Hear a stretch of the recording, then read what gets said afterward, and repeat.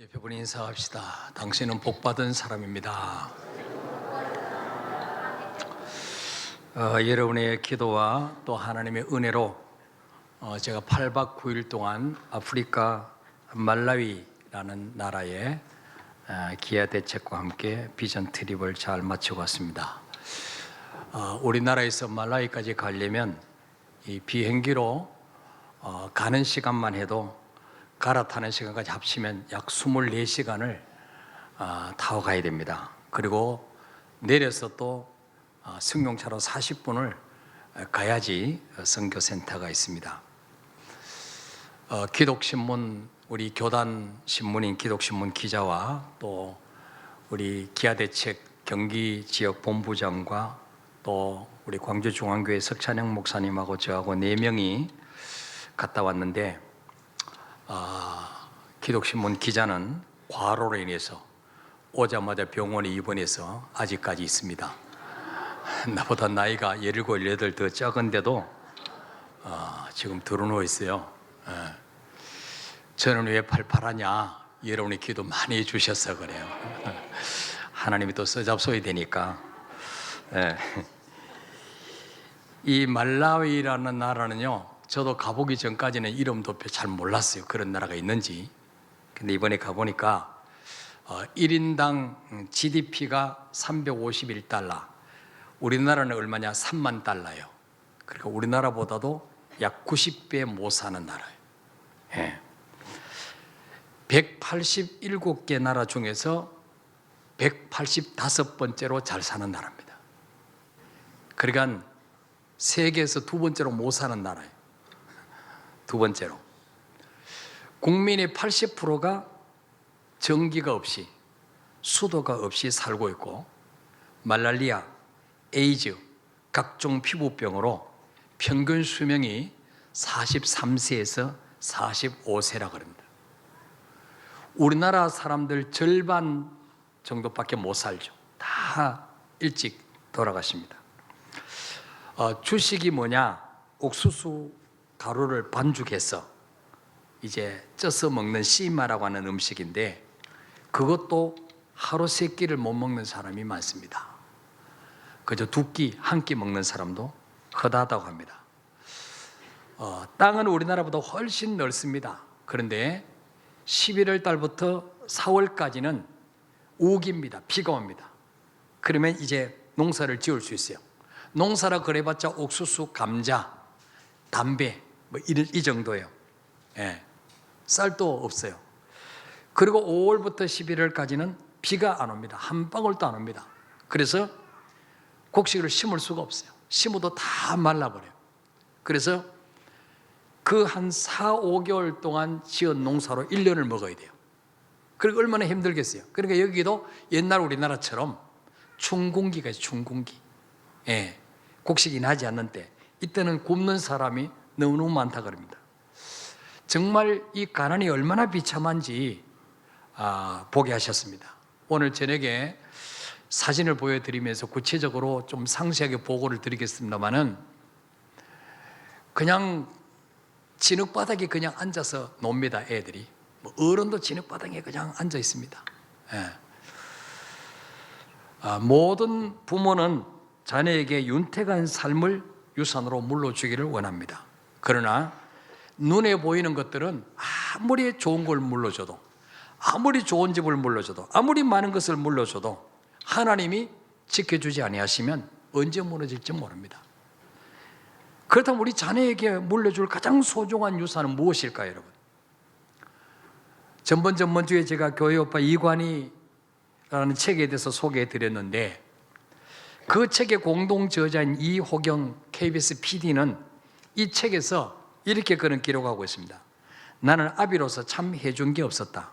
일한다고 늘 나가 있었고, 월급으로는 저축하기도 힘들고, 그나마 여윳돈은 주식으로 다 날리게 되어 스스로 생각해도 한심해서 기가 찰 지경이다. 딸이 대학 들어갈 나이가 되면 받을 수 있게끔 10년 만기 3천만 원 적금을 붓고 있는데, 어쩌면 아비로서 해줄 수 있는 유일한 선물일지도 모르겠다. 여러분, 그 KBS PD가 정말 자녀에게 물려줄 수 있는 게 뭘까 생각해 봤더니 그저 딸이 대학 들어갈 때쯤에 3천만 원 받을 수 있는 적금 그거 하나 든 거, 그것밖에 없다는 거죠. 아마 여러분 이 고백이 이분만의 고백이 아닐 거예요. 우리 대한민국 서민들의 대부분의 한결같은 고백일지도 모릅니다. 그러나 여러분, 우리가 들어오셨던 이관희 집사에게는 그마저 없었습니다. 자기가 죽으면 딸 대학 때 그 등록금을 위한 3천만 원짜리 적금 든 것조차도 없었습니다. 말기암 환자로 죽음의 그림자가 점점 짙게 드리워질 때에 하나밖에 없는 딸 소연이가 세 번째 생일을 맞이했습니다. 그때 이관희 집사는 그 소연이를 위해서 이렇게 기도했습니다. 그래도 이렇게 소연이와 함께 세 번째 생일을 맞이하게 해주신 은혜를 감사합니다. 하나님, 간절히 원하옵기는 우리 소연이 옆에서 믿음의 아빠로서 조금만 더 자리를 지킬 수 있도록 긍휼을 베풀어 주십시오. 소연에게 물려줄 수 있는 것이 신앙의 유산밖에는 없습니다. 우리 소연이를 하나님 앞에 올려드리오니 엄마 아빠가 채워주지 못하는 부분까지도 하나님이 채워주시고, 믿음의 자녀로서 하나님을 사랑하고 이웃을 사랑하는 하나님의 자녀로서 잘 성장할 수 있도록 영육간의 강건함을 허락하여 주옵소서.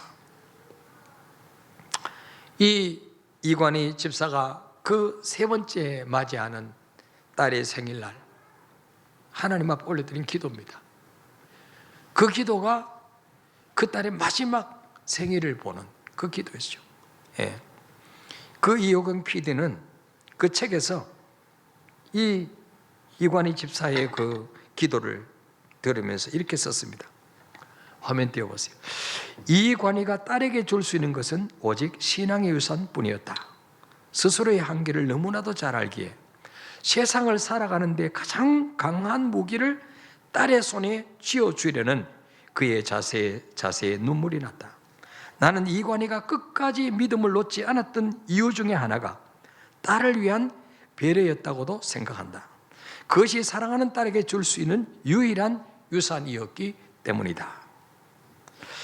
여러분, 수시로 몰려오는 그 죽음의 공포와 싸우고 있는 이 이관희 집사를 가장 가까이서 2, 3년 동안 밀착 취재했던 그 무신론자인 이호경 PD는 그 이관희 집사를 통해서 뭘 발견했습니까?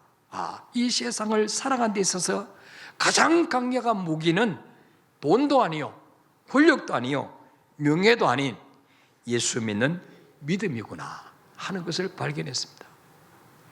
그래서 이호경 PD는 그 고백을 한 거예요.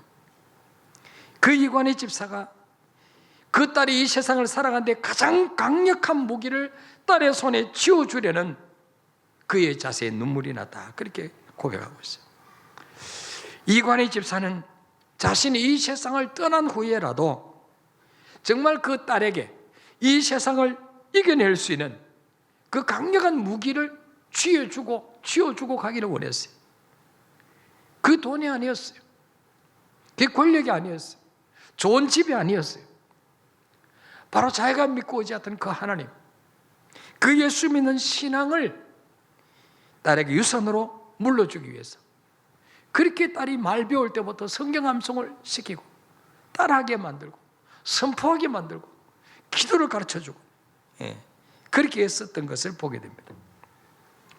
저와 여러분은 무엇을 유산으로 물려주려고 그렇게 애쓰고 계십니까? 여러분, 우리 자녀들에게 정말 하나님 말씀대로 살도록 인생의 주인을 예수 이름으로 바꾸고 그 말씀대로만 순종하면 우리는 이 땅을 떠날지라도 우리 자녀가 이 땅에 살다가 필요한 모든 것은 하나님이 다 책임져 줄 줄 믿습니다. 이게 제 말이 아니에요. 성경의 약속이에요.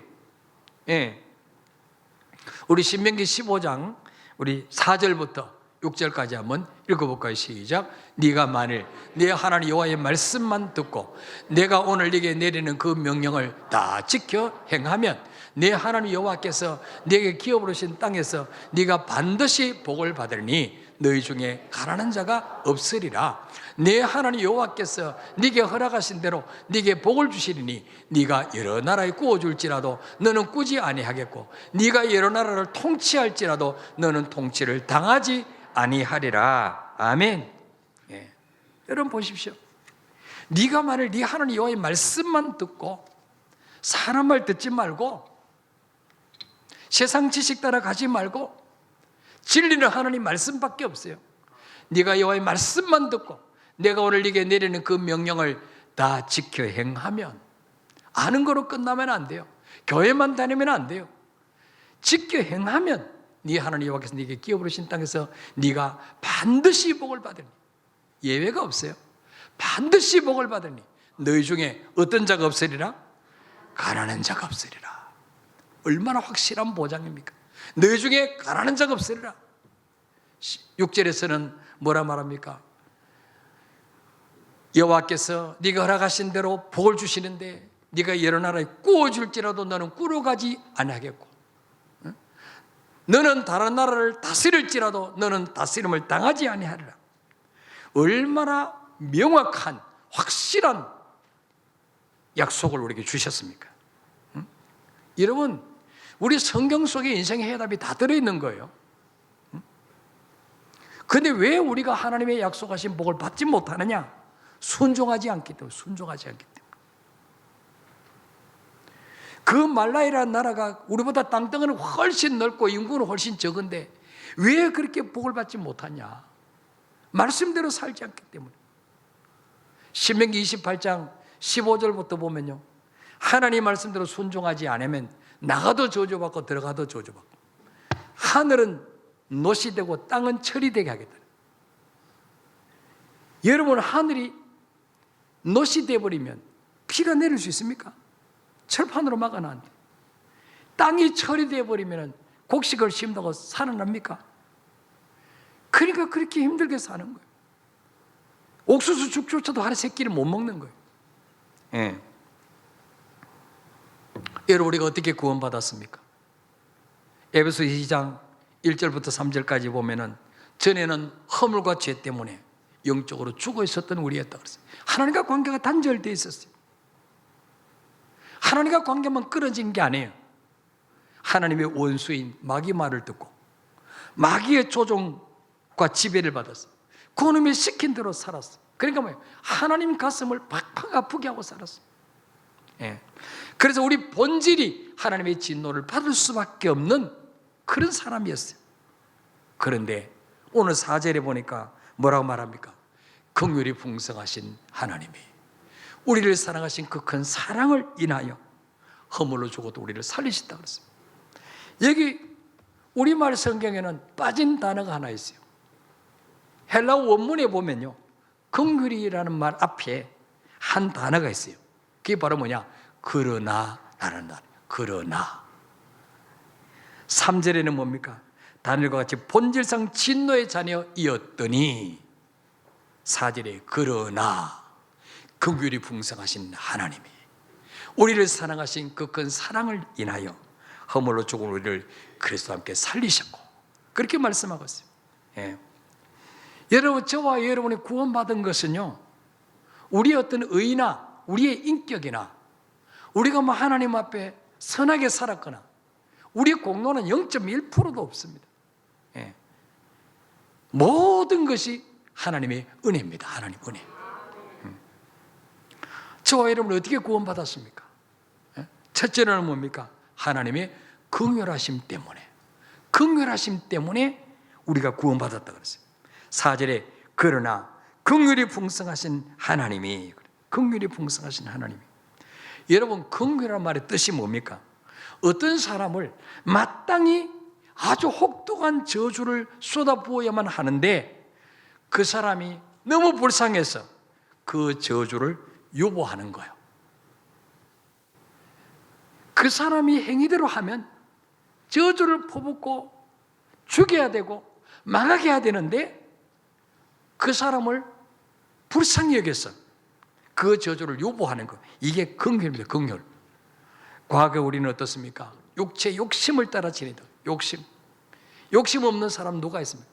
다 남의 것을 조금이라도 더 가지려고 욕심이 잉태해 죄를 낳고 죄가 장성하여 사망을 낳느니라. 욕심을 따라 살았어.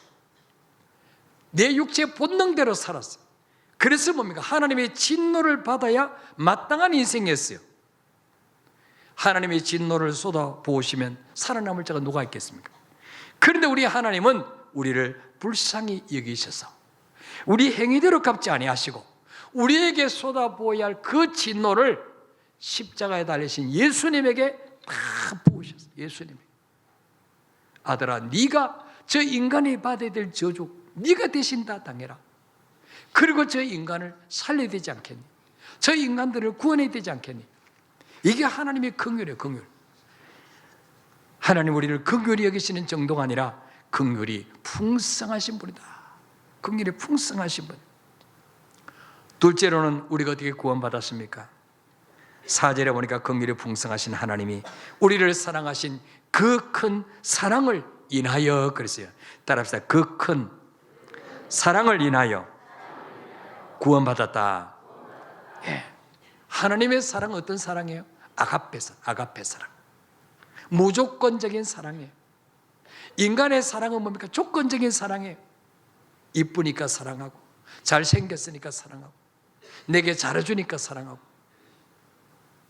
금수저 출신이니까 사랑하고, 돈이 많으니까 사랑하고. 근데 여러분, 그 사랑하던 조건이 사라지면 사랑도 식어집니다. 여러분, 저 사람이 너무 돈도 많고 여유가 있어서 시집 갔는데 망해가지고 맨날 라면만 끓여 먹어봤어요. 그래도 딸이 사랑해 막 이럴까요? 응? 나가 죽어라 그러지. 인간의 사랑 그 별 것 없어요. 믿지 마세요. 그러나 하나님의 사랑은 어떻습니까?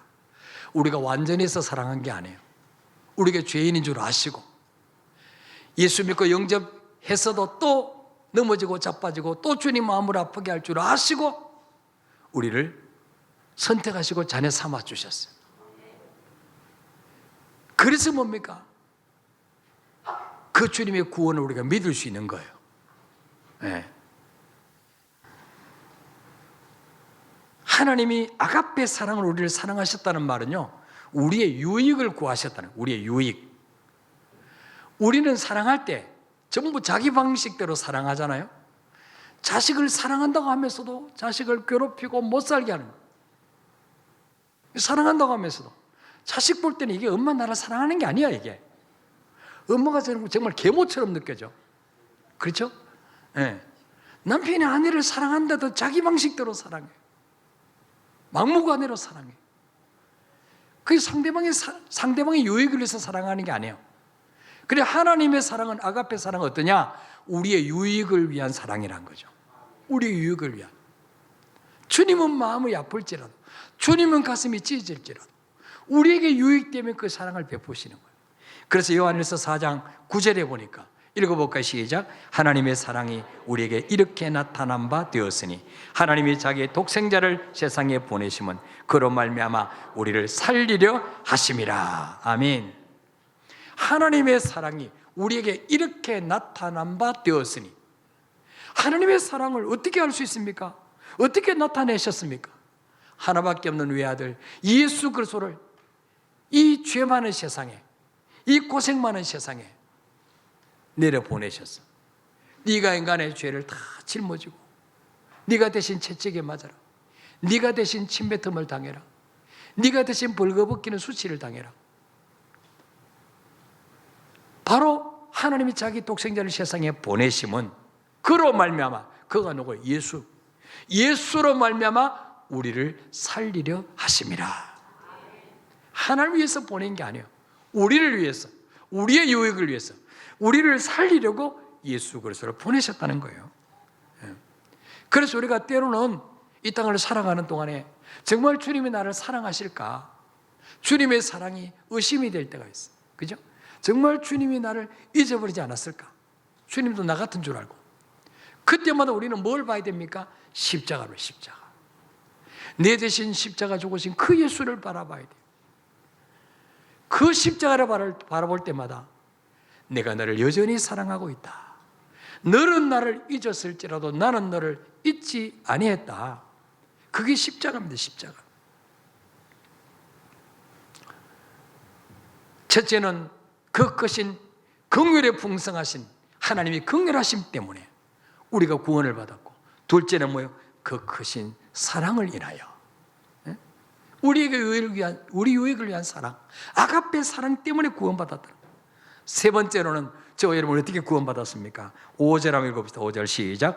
허물로 죽은 우리를 그리스도와 함께 살리셨고 너희는 은혜로 구원을 받은 것이라. 아멘. 뭘로 구원받았다고요? 은혜로 구원을 받은 것이라. 은혜로 구원받은, 은혜로. 은혜란 말이 뭡니까? 내가 참 저번에 은혜를 많이 받았습니다. 은혜란 말은 뭡니까? 받을 자격이 전혀 없는 사람들에게 베풀어 주시는 하나님의 무조건적인 호의, 이게 은혜입니다. 은혜. 나는 정말 하나님의 호의를 받을 수가 없어요. 받을 자격이 없어요. 받을 일을 한 것도 없어요. 근데 하나님이 무조건적으로 우리에게 호의를 베풀어 주시는 거예요. 예. 우리 저녁 예배 때 제가 보고할 때 말씀드리겠습니다만은, 그 나이지리아에 그 아이들이 학교를 못 가요. 하루 세 끼 그 옥수수 죽을 못 먹어요. 그런데 기아 대책에서 독지가들하고 연결시켜서 한 달에 3만 원을 그 아이하고 자매결혼을 맺으면 하루 세 끼 그 씨마라고 하는 옥수수 죽을 먹을 수 있어요. 학교를 갈 수 있어요. 옷을 사줘요. 아프면 병원에 보낼 수 있어요. 예. 근데 거기에 다행히도 좋은 독지가를 만나서 그 혜택을 누리는 아이들이 있는가 하면, 많은 아이들은 그 혜택을 누리지는 못하고 있어요. 그 혜택을 누리는 아이들은 은혜죠, 은혜. 그죠? 자기들이 무슨 한국인 독지가를 알아서 선택받은 것도 아니고, 은혜요, 은혜. 감사한 것밖에 없죠. 네. 세계적인 부흥사인 D.L. 무디 선생님의 책에 보면 은혜에 대해서 이렇게 잘 설명한 이야기가 나옵니다. 이 D.L. 무디 목사님은 미국의 대부흥을 이끈 부흥사였는데, 우리 미국에서 가장 미국인들이 존경하는 그 대통령이 16대 대통령 아브라함 링컨이에요. 노예 해방을 시킨 아브라함 링컨 대통령과 같은 시대의 사람이었어요. 아브라함 링컨이 노예 해방을 시키고 난 후에 그 저격을 당했습니다. 노예 해방을 반대하는 사람들에게 저격을 당하고 돌아가신 이후에 이 무디 목사님이 그 남쪽 지방에 가서 부흥회를 인도했습니다. 집회 후에 그 교회 담임 목사님이 어떤 장로님을 소개하면서, 무디 목사님, 이 장로님은 아브라함 링컨을 너무 잘 아는 분입니다. 아브라함 링컨 이야기만 하면 눈물을 흘리고, 아브라함 링컨 말만 나오면 막 링컨을 그렇게 입에 침이 마르도록 칭찬을 하는 분입니다. 그래서 무디 목사님이 집회를 마치고 그 장로님을 만났어요. 장로님, 어떻게 아브라함 링컨을 그렇게 잘 아십니까? 친하게 지내셨습니까? 그렇게 물어봤어요. 그랬더니 이 장로님이 과거를 이야기하는 거예요. 자기는 미국이 남북 전쟁이 일어났을 때 남쪽 지방의 사람이었어요. 남쪽 지방에 살고 있었는데 그 남쪽의 군인으로 출전을 했습니다. 그런데 대학을 나왔기 때문에 훈련을 마치자마자 장교로 입관을 받고 출전을 했습니다. 근데 보직이 뭐냐? 첩보 장교로 차출해요. 첩보. 그러니까 북쪽 지역에 가서 정보를 수집하는, 그야말로 간첩 교육을 받고 아브라함 링컨 대통령이 대통령으로 있는 그 북쪽 지방에 침투해서 활동을 했습니다. 예. 그러다가 그만 잡히고 말았어요. 여러분, 간첩 활동을 하다가 잡히면 전시에는 재판할 것도 없습니다. 즉결 재판으로 총살을 시켰습니다. 그래서 이분이 이제 죽었구나. 나는 이제 첩보 활동을 하다가 잡혔으니 이제 내 인생은 끝이구나. 어차피 죽을 거 욕이나 시큰 하고 죽자. 그리고 아브라함 링컨에 대해서 막 욕을 했어요. 예. 뭘 물어봐도 대답도 하지 않고 계속 욕만 하니까 이 사람을 토굴에 가두었어요. 예. 근데 그 다음날 되니까 밥 때 되니까 밥을 갖다 줬어요. 아니 왜 나를 안 주고 밥을 줄까? 또 물도 갖다 줬어요. 근데 이 사람은 어차피 너 죽을 거니까 너희들 이런다고 내가 정보를 기밀을 누설할 것 같으냐? 계속해서 아브라함 링컨을 막 욕을 했어요. 15일째 되던 날 드디어 북군 장교가 오더니 야, 너 이제 나와 그러더래. 아, 드디어 오늘 사형 집행하는 날이구나. 오늘 드디어 내 인생 끝났구나. 그러고는 생각하고 나가서 더 고래고래 소리를 지르며 악을 쓰고 욕을 했어요. 그랬더니 장교가 주머니에서 종이 한 장을 떡 꺼내주면서 야, 이거 가지고 집에 가 그러더래. 아니 사형을 시킬 줄 아는데 종이 한 장 주면서 집에 가라는 거예요. 깜짝 놀라가지고 왜 나 같은 적군을 살려줍니까? 왜 안 죽여 살려줍니까? 그랬더니 그 장교가 하는 말이 네 행실로 봐서는 죽어마땅하나 우리 위대하신 대통령 각하께서 너를 불쌍히 여겨서 특사장을 내렸으니 이 가지고 빨리 집으로 가. 이게 꿈인가 생신가 싶어서 울다가 웃다가 그러다가 집으로 왔어요. 그리고 한 일주일의 전쟁이 끝났어요. 남북전쟁이 끝났어요. 그러고는 얼마 안 있어서 링컨 대통령이 저격을 당하고 죽었습니다. 이 장로님은 도대체 아브라함 링컨은 분이 어떤 분일까? 이 적군 간첩을 살려줄까? 그래서 링컨에 대해서 막 조사를 했어요. 이분은 남쪽 지방에 살았으니까. 그래서 링컨에 관한 것은 다 수집을 했어요. 봤더니 아브라함 링컨이 예수 잘 믿는 분이라는 거예요. 워싱턴 장로교회 나간다는 거예요. 아, 나도 아브라함 링컨처럼 예수 믿어야 되구나. 그래서 그분이 그때부터 예수 믿게 돼요. 지금 장로님이 된 거예요. 그리고 뭡니까? 이분은 평생 아브라함 링컨을 생명의 은인으로 알고 아브라함 링컨 이야기만 하면 눈물이 나는 거예요. 그분이 나를 살려주었으니까. 예. 나를 죽여도 나는 할 말이 없는데 그분이 나를 긍휼히 여겨서 나를 살려줬으니까. 그래서 오늘 내가 존재하는 것은 아브라함 링컨 덕분이야. 그래서 링컨 이야기만 나오면 막 자랑을 하고, 다른 사람이 누구 링컨 흉 보면 쌍심지 들고 그냥 아브라함 링컨 그런 분이 아니라고. 얼굴도 한 번도 못 봤어요. 여러분, 이게 은혜라는 거, 은혜. 그분은 죽음 마땅해요. 총살당해서 마땅한데 아브라함 링컨에게 은혜를 받은 거죠. 살아난 거예요. 우리도 하나님을 모를 때는 때로는 하나님을 비웃고 하나님 어디 있냐고, 하나님 계시면 이럴 수가 있냐고 조롱할 때 얼마나 많았습니까? 욕할 때도 얼마나 많았습니까? 우리가 하나님께 한 것은 불순종한 죄밖에 없어요. 그런데 긍휼에 풍성하신 그 하나님의 긍휼하심과 그 크신 사랑 때문에 감히 하나님을 아버지라 부를 수 있는 특권을 얻었다는 거죠. 예. 우리가 그 은혜에 감사하기 위해서라도 하나님 말씀대로 순종해야 마땅하지 않겠습니까? 그런데도 말씀대로 순종하면 너희 중에 가난한 자가 없게 해주겠다. 구워줄전정 꾸러가지 하지 않게 해주겠다. 약속까지 해주셨으니 순종 못할 이유가 어디 있겠냐 그 말이죠.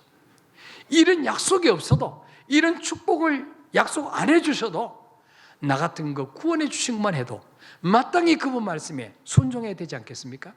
예. 여러분, 저는 그 말라이를 며칠 동안 있으면서 정말 내가 대한민국에 태어난 거 얼마나 감사한지. 내가 말라이 여기 태어났으면 저 아이들과 똑같은 신세가 됐을 텐데 얼마나 감사한지 몰라. 왜 그렇게 저주받은 땅이 되었습니까? 하나님 말씀을 순종하지 않고 내 마음대로 내 생각대로 살았기 때문에 자기들만 가난에 찌든 것이 아니라 자네들에게까지 가난을 물려주고 있습니다. 이런 말이 있어요. 태어날 때 가난하게 태어난 사람은 아무 죄가 없다, 아무 잘못이 없다. 그러나 죽을 때까지 가난하게 산다면 그건 네 탓이다. 그건 내게 문제가 있는 거예요. 예. 여러분, 우리가 자녀들에게 어떻게 하면 축복을 물려줄 수 있을까요? 대대로 가난을 물려주지 않고 정말 축복을 물려줄 수 있을까요? 정말 이관희 집사처럼 우리가 이 땅을 떠나기 전에, 우리가 이 땅을 떠나고 없을지라도 자녀들이 이 세상을 살아가는 데 있어서 가장 강력한 무기인 예수 그리스도를 믿는 믿음을 유산으로 물려주고 가시기를 바랍니다. 그러면 우리는 이 땅을 떠날지라도 그 하나님이 내 자녀의 아버지가 되시고 하나님이 내 자녀의 인생의 주인이 되셔서 우리 자녀들이 필요한 것, 필요할 때마다 하나님이 다 기름진 것으로, 신령한 것으로 공급해 주실 줄 믿습니다. 그래서 정말 우리가 이 땅에 사는 동안에 자녀들에게 다른 거 물려주려고 애쓰지 말고 이 믿음만은 절대로 양보하지 말고 타협하지 말고 말씀대로 네가 순종하기만 하면 엄마가 네 곁에 없을지라도, 아빠가 네 곁에 없을지라도 하나님이 네 아버지가 되어주셔서 네 인생을 책임져 주실 거야. 이 믿음, 이거를 꼭 물려줘 가시기를 주의 이름으로 축복합니다. 우리 찬양하고 기도하겠습니다.